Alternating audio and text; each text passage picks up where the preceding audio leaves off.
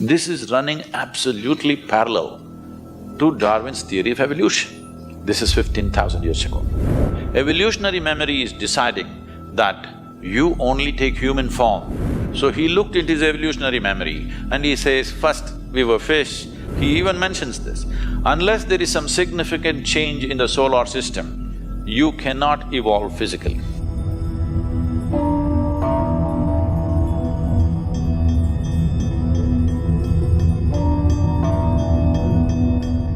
Charles Darwin, 152 years ago, he was born 200 years ago, but when he was 52, he propounded his theory of evolution.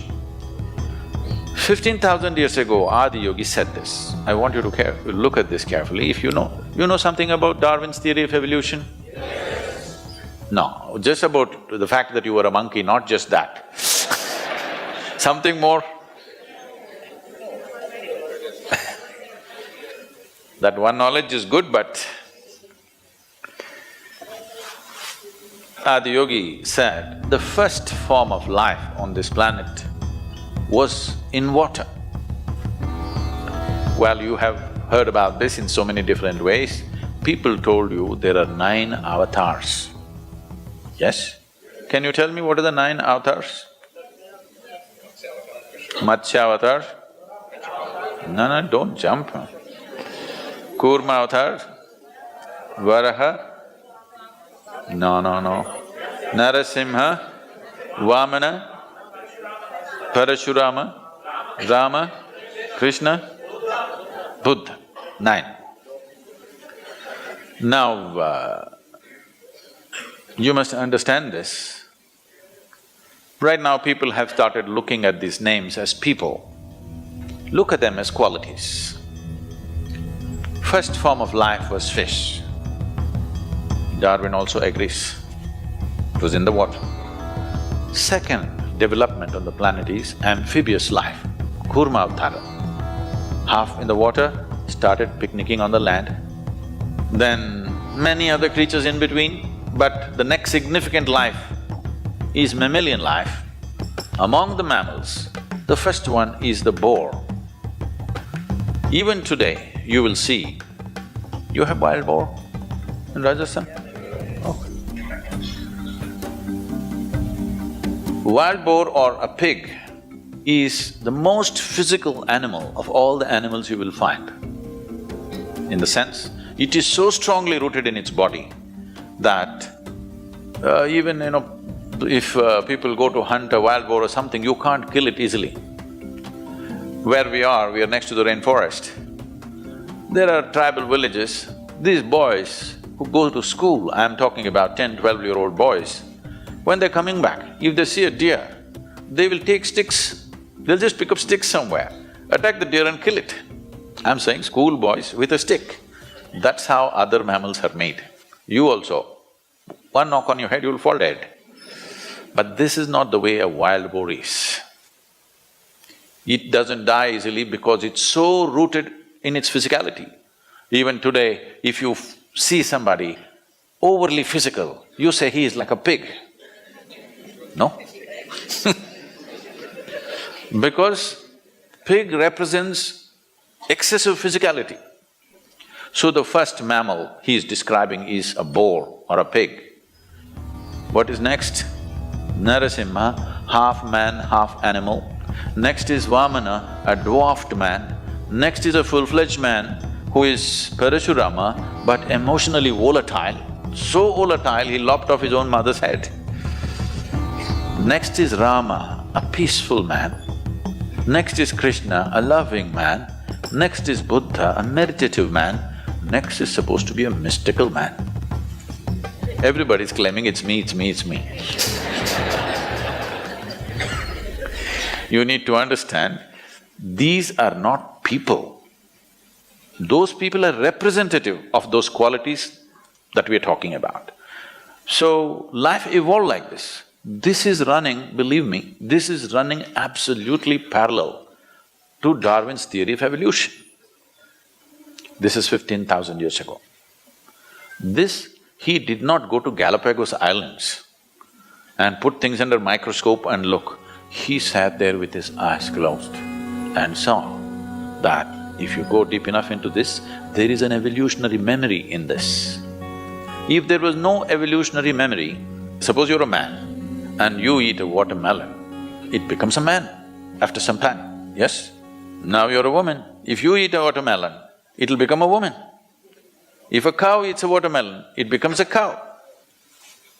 Why this is happening is, there is something called as evolutionary memory and genetic memory here. Evolutionary memory is deciding that you only take human form, not suddenly you eat a smart watermelon and you got confused and became a cow. Such thing will never happen, okay? And there is genetic memory which clearly says, this is a woman's body, eat whatever you want, this will only become a woman, not a man. Because the genetic memory is intact. Why people are fighting against genetic engineering is because of this. Once you meddle the plants and then the animals, then it'll come to you. Then you don't know. If they do some mistake, you will become half man, half animal once again. We don't know what'll happen. So that is the resistance for genetic engineering, because once you start meddling with the basic material, you don't know what'll happen because we have not figured it completely. So he looked at his evolutionary memory and he says, first we were fish, then we were this, all the 9 things, and now you're here. Now that you're here, you've taken on this human form. If you want to evolve from here, you can only consciously evolve. Your physical evolution is over. For this, there is an entire mathematic as to why your physical evolution is over.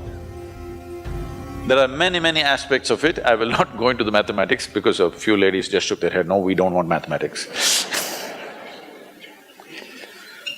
But there is no mysticism without mathematics.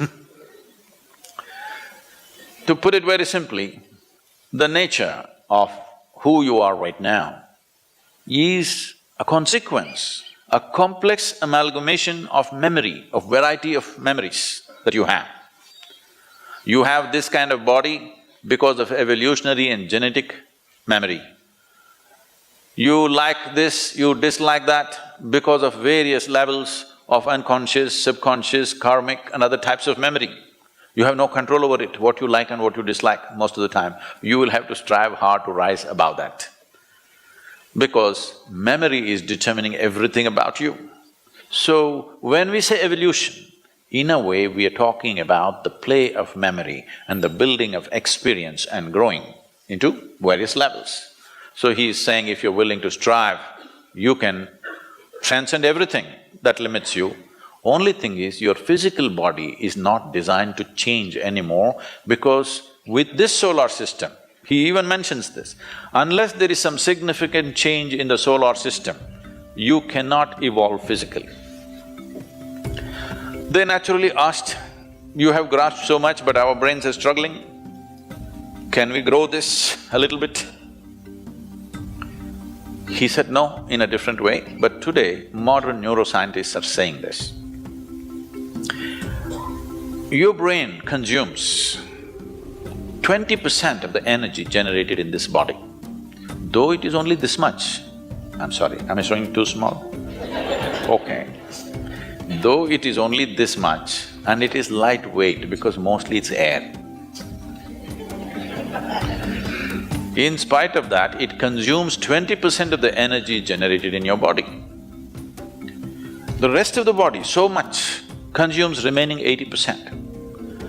So if you want to increase your intelligence, whatever, if you increase the size of the brain, the amount of power needed for that, body cannot provide.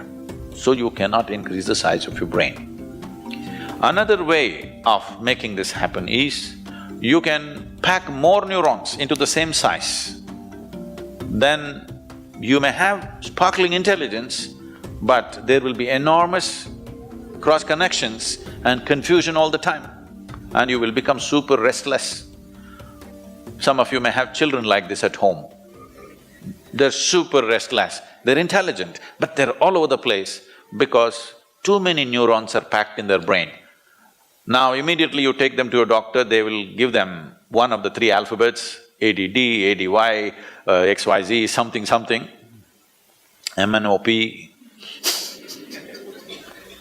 No, you should not start medication. What you need to do is, if you have a child like that, you must take time, make them walk in the nature, take them for 3-day trek in the desert, go and swim somewhere, expose them to nature and lots of physical activity. The body will manage itself, it will eliminate the extra neurons that are there and come to its own balance.